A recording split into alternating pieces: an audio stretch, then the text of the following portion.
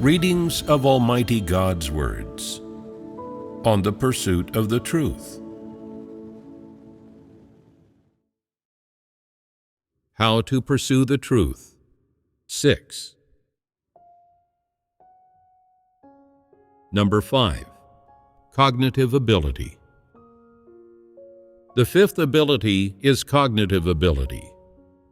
What does cognitive ability refer to? Its main emphasis is on a person's degree of understanding of things themselves. To evaluate a person's cognitive ability, one must look at their degree of understanding of a thing and the time frame they need to achieve understanding of the thing's essence. If the time frame they need is very short and their degree of understanding is sufficiently deep, reaching the level of understanding the essence of the thing, they possess cognitive ability.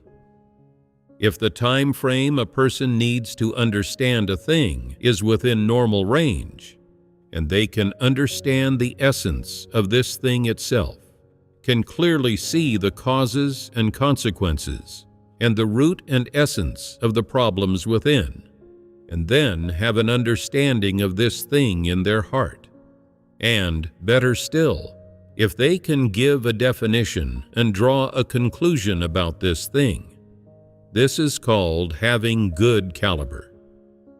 That is, as a normal person who possesses the thinking of normal humanity, regardless of whether you are male or female, whether you have just reached adulthood or have already entered middle or old age.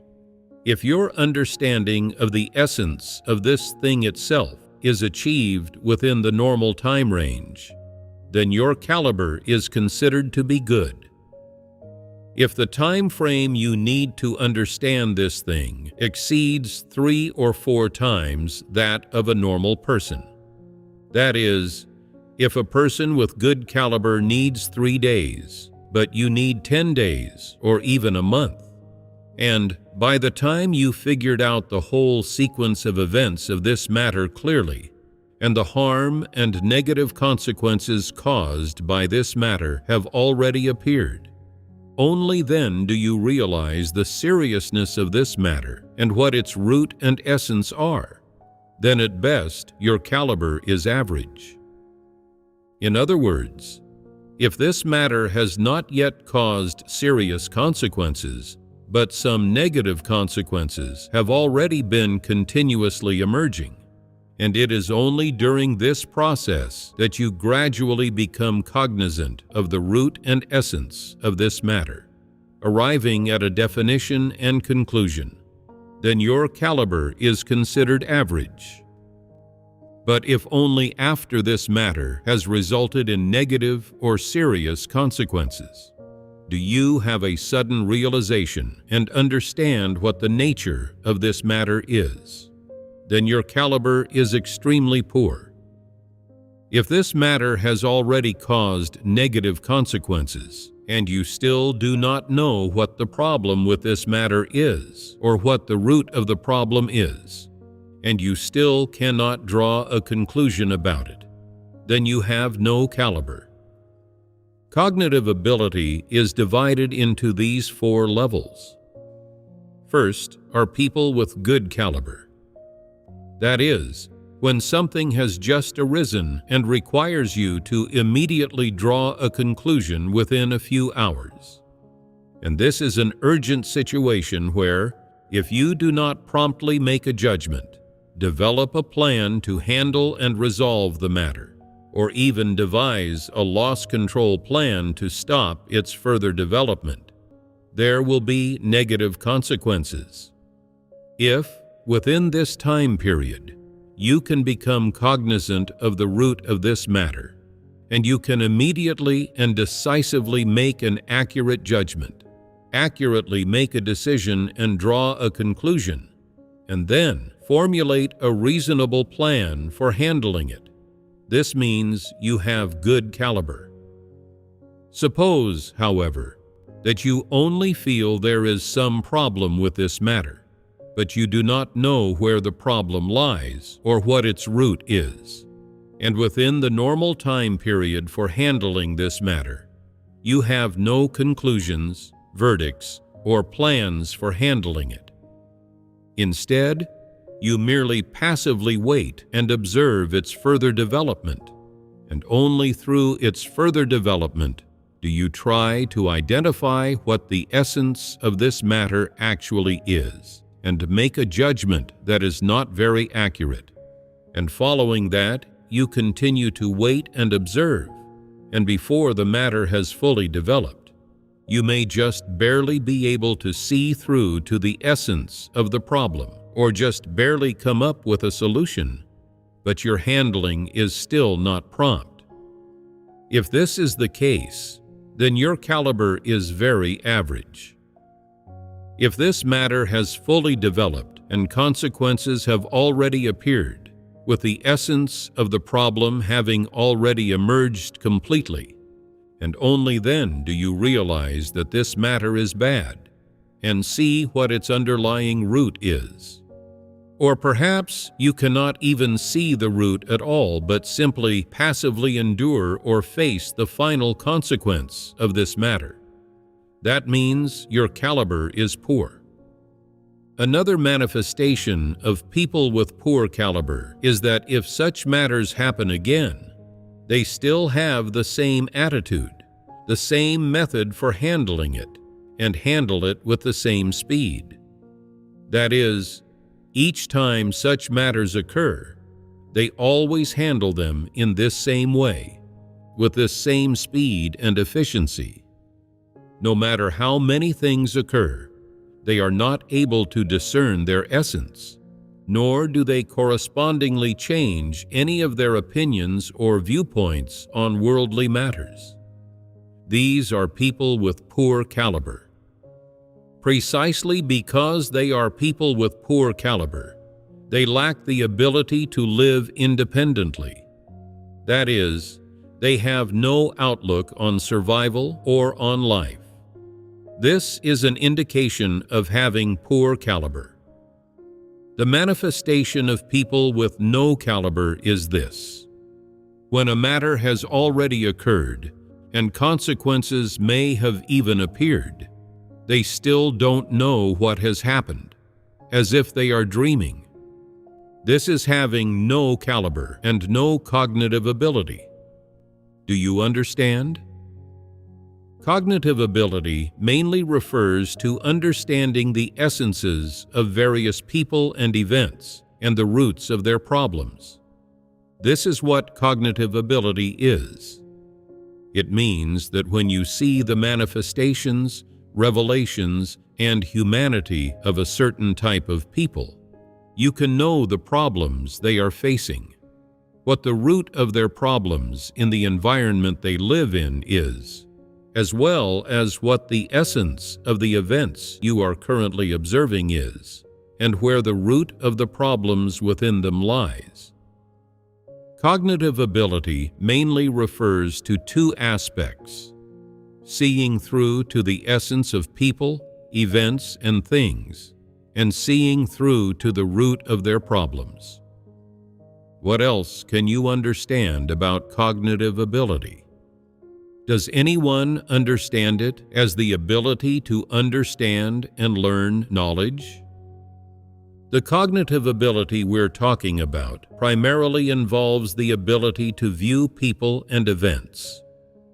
If the standard by which you view people and events is very low, your understanding is very shallow, or you cannot understand the essence of any people, events, or things, then your cognitive ability is very poor or even non-existent.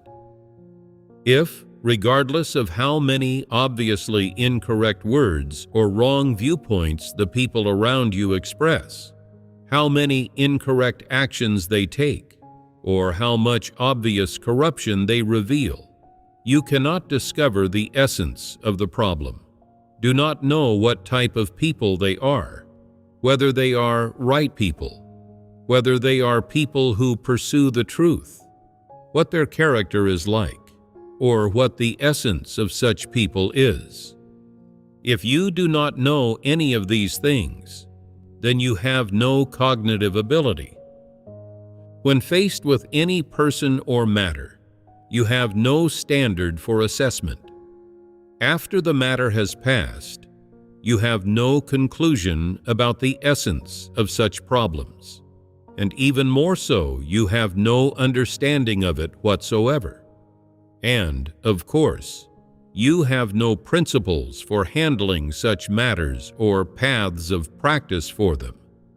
This is what it means to have no cognitive ability. Cognitive ability mainly refers to a person's ability to understand people, events, and things. This concludes our discussion on this ability. Number 6. The ability to make judgments. The sixth ability is the ability to make judgments. The ability to make judgments is when, upon encountering a matter, you can judge whether it is correct or incorrect, right or wrong, and positive or negative, and then use your judgment to determine the appropriate way to approach and handle it. When a person normally encounters some matter, whether it is something they have seen before or not, experienced before or not, and whether the matter is relatively positive or relatively negative, what kind of attitude should they adopt toward it?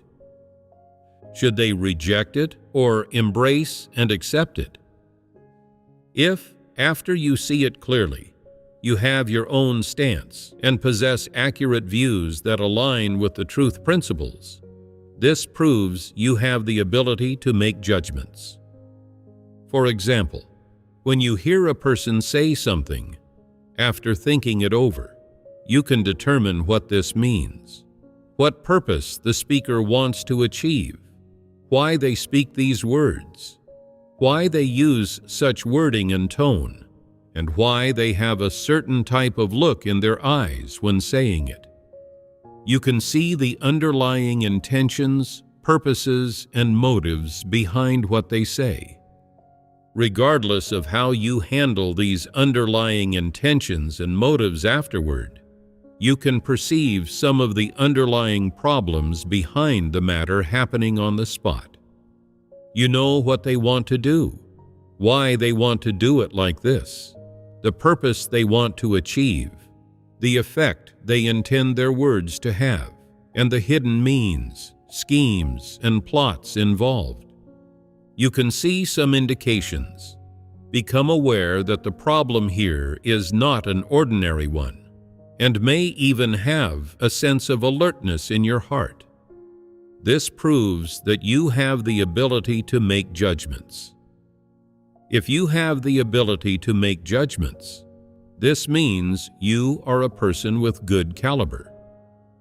No matter how pleasant someone's words sound, how much they align with the truth in terms of doctrine, how upright their attitude appears to others, or how deeply their purpose is hidden, you can still judge the problem through their outward revelations, phenomena, or what they say. This proves that you have good caliber and that you have the ability to make judgments. For example, when encountering some matter, regardless of the extent to which this matter has developed, you can see through to the essence of this matter and the root of the problem by understanding the process of this matter. This is having the ability to make judgments. For instance, in the church, when there are antichrists and evil people disrupting and disturbing, regarding who among these people is the ringleader, who are the followers, who plays the main role in this matter, and who is passive, as well as what kind of influence this matter itself will have on people, and what adverse consequences will arise if this matter develops further. You can, by understanding the basic circumstances of this matter, make a judgment about the whole situation, even if your judgment at the time has some degree of discrepancy with how the matter eventually turns out. At the very least, you have a viewpoint, an attitude, and accurate principles for handling this matter. This is sufficient to prove that you have the ability to make judgments concerning this matter. That is, you have the ability to judge who the ringleader or instigator of a matter is, or to what extent this matter will develop in the future, and what kind of attitude and principles you should use to approach it and prevent it from leading to adverse consequences.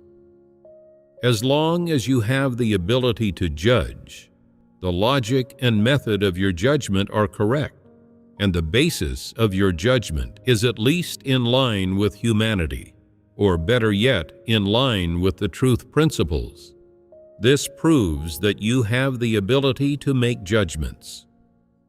Even if your judgment has some degree of discrepancy with the matter itself, as long as there is a basis for your judgment conforms to the patterns of how the matter itself develops, and aligns with the root and essence of similar or analogous problems, and furthermore, aligns with the truth principles. It can also be said that you have the ability to make judgments. Having the ability to make judgments proves that you can think about problems. If your judgments align with the root, essence, and all other aspects of the matter itself, then this proves that you are a person with good caliber. Regardless of what people or matters one encounters, only when one has correct thinking, and only on the premise of judging whether a matter is correct or incorrect, right or wrong, or whether it is positive or negative, can they have a subsequent plan for handling and resolving it. If a person does not know how to think about problems, specifically speaking, if they cannot judge problems, then they also cannot handle problems. That is, they lack the ability to handle problems. Anyone handling problems does so on the premise of judging whether a matter is correct or incorrect. Otherwise, their plan for resolving the problem and their path of practice will lack a basis. For example, someone reports to you that in a certain church, the church life is not good. Most people are negative and indifferent, unwilling to gather or do their duty. How do you judge such a phenomenon? Is this a real-life problem? Since it is a real-life problem, you need to come up with a specific plan of practice to handle and resolve it. Before resolving the problem, don't you need to judge what the root and essence of this problem are, and which people are causing it? Don't you need to judge these? Only through thinking can you have judgment, and only after judgment can you identify the root of the problem, and based on the root and essence of the problem, you can then determine appropriate, suitable methods for handling and plans for resolving the problem. If you learned that the church life in a certain church is not good, but do not know the reason why, how would you go about judging where the root of the problem lies? I would first think that this problem is directly related to the church leader. If the church leader does not have spiritual understanding, has believed in God for years but does not understand the truth, cannot handle any problems they encounter, and does not know how to lead God's chosen people to eat and drink God's words or fellowship about the truth, then a church with such a false leader is bound to lack good church life. This is one judgment. Generally, for simple problems, if one judgment is accurate, it may allow you to grasp the root of the problem. However, Some problems are complex, and if the information you understand is not complete, it is possible that your single judgment will not allow you to grasp the root of the problem. So, are there also second and third judgments? After having three judgments, it is possible that one of these is the most accurate. What other judgments can you think of then? What I can think of is that the people in this church have generally poor caliber and a poor ability to comprehend the truth, and they do not love the truth. That's why the results of church life there are poor. Does this conform to the reality of the situation? This is the second judgment. Are there any other judgments? I'd also think about whether there are evil people disturbing this church. This is the third judgment. Which of these three judgments is more in line with the real situation and more realistic? And which one is hollow? I feel like the second judgment is somewhat hollow. In fact, if the church has a suitable person as a leader responsible for the work, the results of church life would be good. Through eating and drinking God's words and understanding the truth, the brothers and sisters would surely have the drive to do their duties. I feel that the first and third judgments are more realistic. The second judgment is hollow doctrine. The first and third judgments align with the real situation and are accurate. For one thing, these two judgments employ logical thinking. For another, they are based on some phenomena that are commonly found in real life. If you can grasp common phenomena, it proves that your thinking is correct and conforms to logic. If you cannot grasp the real situation and your judgment is disconnected from real life, it proves that your thinking lacks logic and has problems, and that you view problems in an unrealistic, non-objective way. The first and third judgments are objective. One situation may be that the church leader does not know how to do the work. They themselves have no path in life entry, so they have even less of a path when it comes to leading the church and the brothers and sisters. As a result, the church life there does not improve. In fact, most people in the church sincerely believe in God and have drive, but the church life doesn't really bear any fruit. Every gathering follows the same routine: singing, praying, reading God's words, and then the leader or deacon shares some superficial understandings or doctrines. Few people there can speak about real experiential understanding. On top of that, the church leader has poor caliber and shallow experience, and they are unable to fellowship the truth to resolve problems. The church life thus seems dull and unenjoyable. There have been multiple gatherings, but nobody has gained anything from them.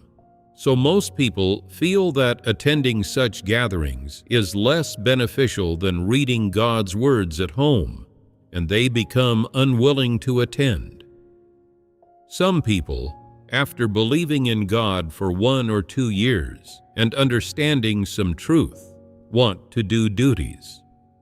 However, some church leaders do not know which people are suitable for which duty or what kind of work they are suitable for. They are unable to reasonably arrange people or use people, nor can they use their own experiences to support people and help them fulfill their duties. This can lead to some people becoming negative and unwilling to do their duties. In fact, most people who are willing to do their duty can do their duty well. They just lack support and help. If church leaders and deacons can support and help people according to God's words, the number of people in the church willing to do their duty will increase, and they will be able to do their duty normally. It is because church leaders and deacons do not know how to do the work that church life yields poor results, and some problems remain unresolved for a long time. And after a while, many people become negative and no longer have any drive. This affects God's chosen people in doing their duty. If the results of church life are poor, this is mainly because church leaders and deacons do not know how to do church work. This is one situation. Another situation is when antichrists and evil people hold power and cause disturbances in the church, and this happens from time to time. When church leaders do not know how to do the work, and there are also antichrists and evil people holding power, constantly forming cliques, establishing independent kingdoms, and tormenting and suppressing others. This leads to some brothers and sisters who sincerely believe in God and are willing to do their duty being suppressed, tormented, and excluded. They want to do their duty but have no opportunity, leaving them negative and weak. These people who sincerely believe in God have no enjoyment when gathering with antichrists and their cohort. Antichrists always want to hold power and establish themselves. When those who sincerely believe in God join gatherings, they want to understand more of the truth and share their experiences. But the antichrists suppress them and do not give them the opportunity. As a result, the church life becomes disordered. People fragment into disarray, and gatherings are no longer enjoyable. The little enthusiasm and love people had is lost, and they are no longer willing to do their duty. The poor results of church life may be due to either of these reasons. This is what you can think of and judge.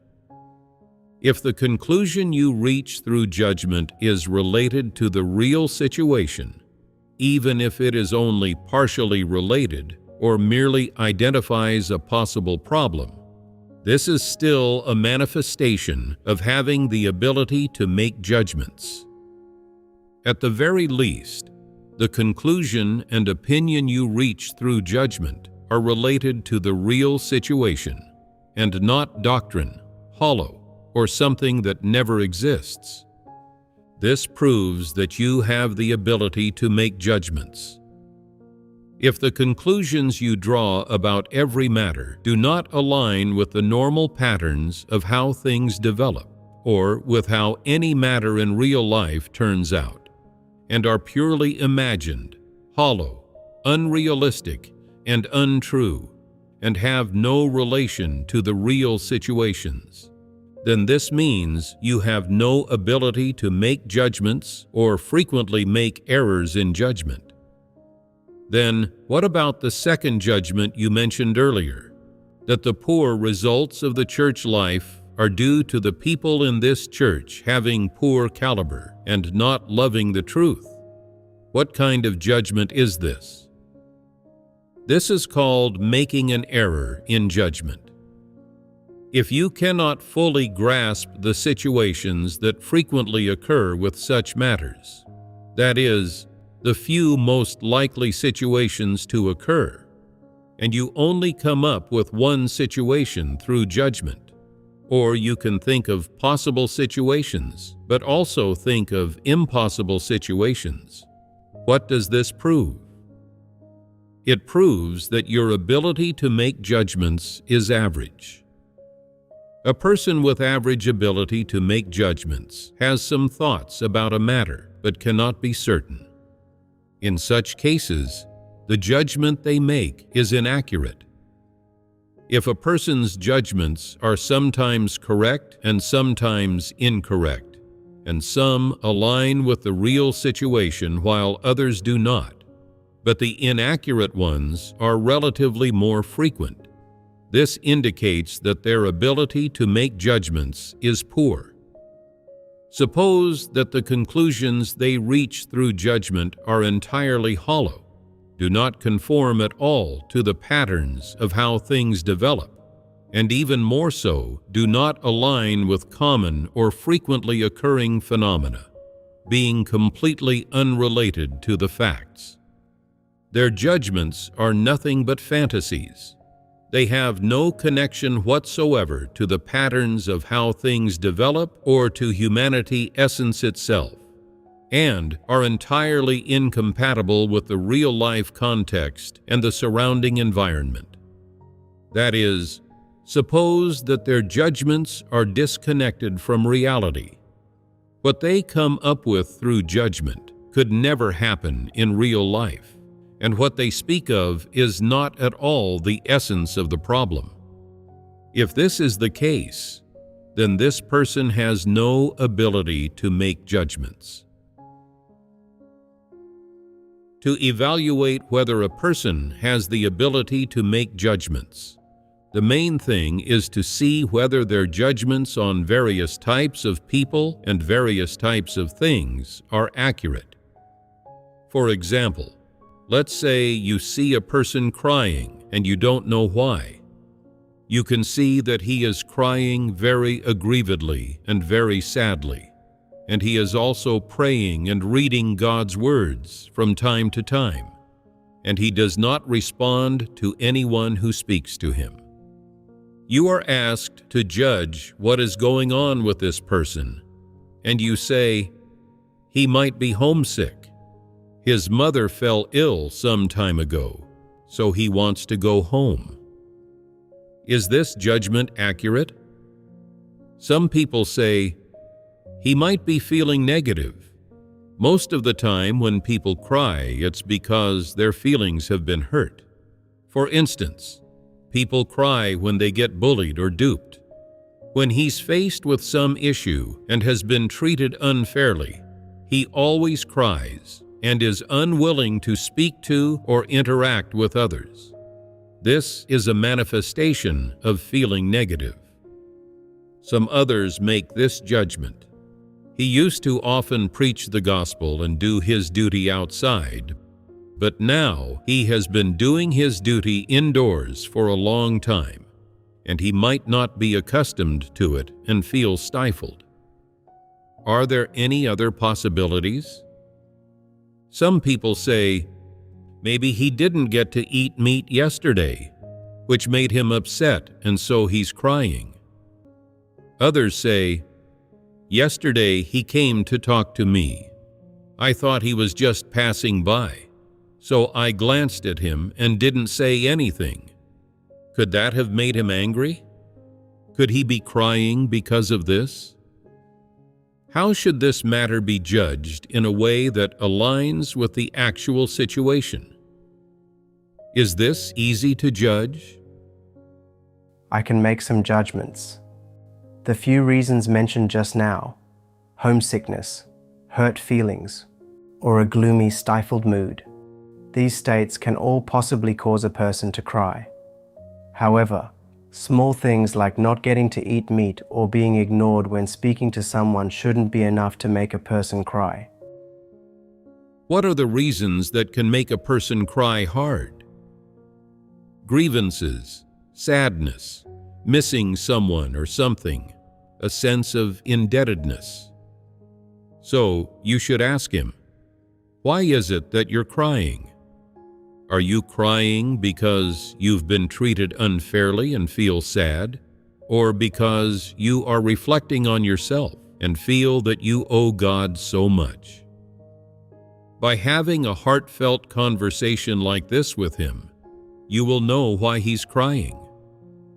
In short, it is not possible that he's crying because he didn't eat well or couldn't eat meat. Nor is it possible that he's crying because others ignored him or rolled their eyes at him. Of course, under typical circumstances, suffering a little hardship would not make a person cry, and occasionally, being in a not-so-good mood would also not make them cry. The things that can make a person cry are usually just those few aforementioned situations. You can judge the reason why he is crying based on those usual situations, and you can then make a judgment on the basis of his usual, consistent manifestations, such as the fact that he generally does not cry unless he encounters something sad or something that touches a sore spot, that he does not shed tears easily, and that he only cries when speaking of particularly upsetting matters and things that especially touch his soul, or when he has done something wrong or committed a grave mistake and feels that he's indebted to God. By judging based on this context, you can more or less figure out why he is crying. One situation is that he would cry if a family member became seriously ill or passed away. Another is if he himself suffered from a serious illness and felt anguished. Alternatively, he might cry because he did something wrong and thus committed a transgression, and felt that he was indebted to God, wanting to do his utmost to reverse course, but still having weaknesses and being unable to overcome them. These complex emotions mixed together would lead to him crying. These judgments are relatively consistent with the actual situation. By judging based on his consistent manifestations and the characteristics of his personality, you can figure out the root cause of why he is crying now. This way, the judgment will be relatively more accurate. By understanding, in one respect, the stature of such people and some of the problems they are currently experiencing, and in another respect, the defects of their humanity itself, as well as some of the corruption and weaknesses they frequently reveal, you can basically narrow down the scope and judge what the root cause of this person's problem is within this scope. Making a judgment in this way will be relatively accurate. We've now finished fellowshipping about the manifestations of people with good caliber, average caliber, and poor caliber in terms of their ability to make judgments, haven't we? There is also the category of people with the worst caliber. No matter what happens or what they see someone do, such people do not know how to make a judgment. Why not? Because their caliber is very poor. They have no ability to make judgments, and they do not know how to judge things. For example, suppose that they hear someone say something negative. When it comes to what the essence and nature of this negative statement are, they do not know what to base their judgment on. They have no clue. This is not knowing how to think about problems and not knowing how to judge things. When they see someone do something, they cannot judge what the nature of this matter is, or what this person's character is like based on the essence of the matter. They do not know how to judge these things based on their experience conducting themselves, and even less based on God's words. Therefore, they do not have the ability to make judgments. What is the root cause of not being able to judge things? It is that this type of person does not know how to think about problems, and when it comes to viewing people and things, they do not know which aspect of them to look at, how to view them, or on what basis to view them. And they do not know what conclusions to draw afterward, how to draw conclusions, or how to approach and handle this type of person or matter once they have reached a conclusion. Their minds are either blank or foggy. This is lacking the ability to make judgments. The main problem of people who lack the ability to make judgments is that they do not understand or get any of the principles, and they even lack experience conducting themselves. Therefore, when they interact with various types of people, they do not know which kinds of people are worth associating with and which kinds are not. They don't know which people are those who are relatively kind and who also have some strong points that they can learn from to make up for their shortcomings, and who can help and benefit them. Which kinds of people can be tolerated and gotten along with begrudgingly, and which kinds of people have such incredibly evil humanity that associating with them could easily invite trouble or disputes, and thus should be kept at a distance. They are ignorant about all of this. In short, these people who lack the ability to make judgments know nothing and cannot judge any person or matter. But they also have their own approach, a fixed rule they follow. They say, "No matter who I'm handling things with or speaking to, I just fob them off by joking around. I don't hold enmity toward anyone, whether they are a good person or a bad person, whether they genuinely believe in God or don't believe, whether they love the truth or are averse to it. I get along with them, and I don't offend anyone. When I see evil people, I avoid them. When I see docile people, I bully them." This is precisely their devilish logic. They do not know which kinds of people they should associate with, which kinds of people they should keep at a distance, and which kinds of people they should never associate with or have dealings with. They do not apply the slightest discernment, and they regard everyone as the same, treating all people uniformly.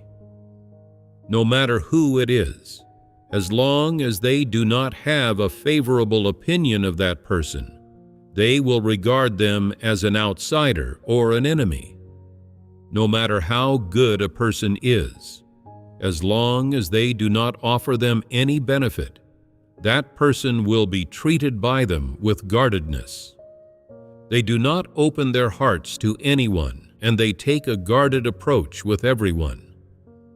Are such people of good caliber or poor caliber? Poor caliber.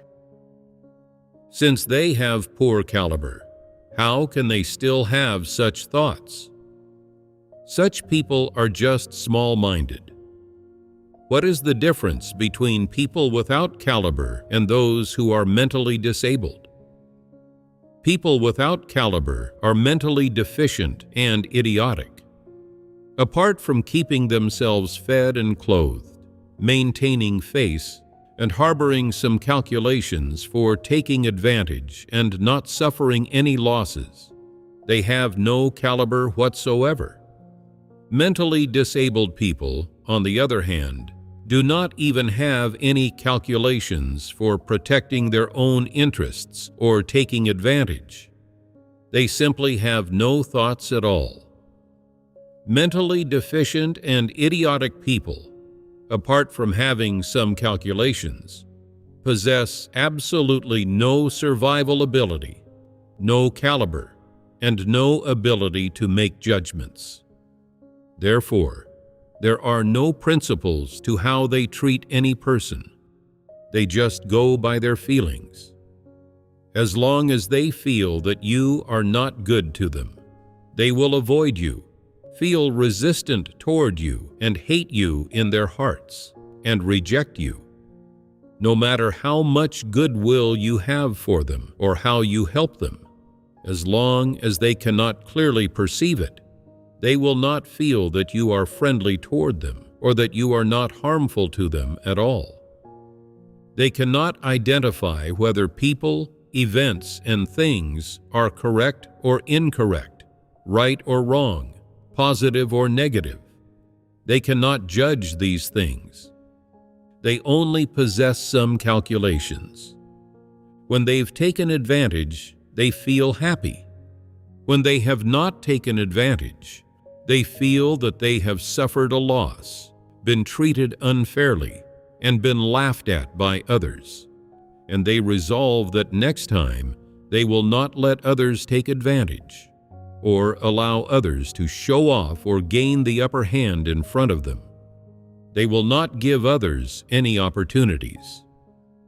Tell me, does just having these calculations in their minds count as having caliber? It is only slightly better than being mentally disabled, but when it comes to abilities, they have none. They don't have any of the different abilities for handling various types of affairs. They are simply idiotic and mentally deficient. Such people have no caliber. Do you understand? The only thing those people have that mentally disabled people don't is these calculations.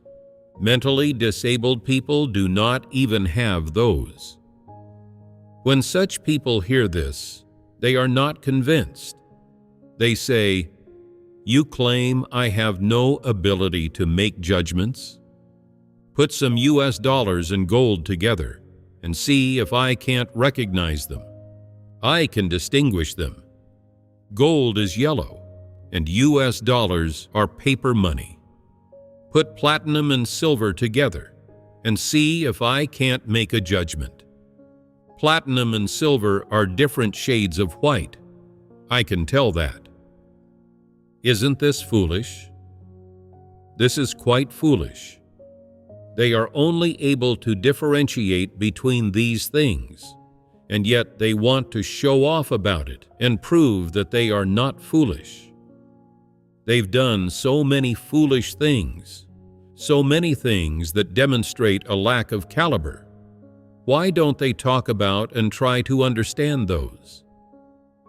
It is precisely because they lack caliber, because their caliber is so poor, and they cannot identify or differentiate these things, that they bring up one or two things that mentally disabled people cannot do to prove they are not mentally disabled, to prove they have some wits and caliber. Isn't this foolish? This further proves their foolishness. Our fellowship on the manifestations of people who have no caliber is also complete now. What is the primary measure of whether someone has the ability to make judgments? It is whether they have the thinking of normal humanity. If you don't have the thinking of normal humanity, you will not be able to judge anything.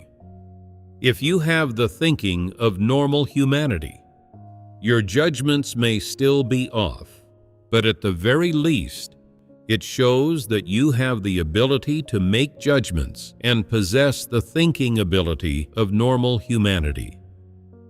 The judgments you make are not speculation, not assumption, not hypothetical, nor are they inference. Rather, they are the different conclusions and opinions arrived at through considering all aspects of a matter. This is what is called the ability to make judgments.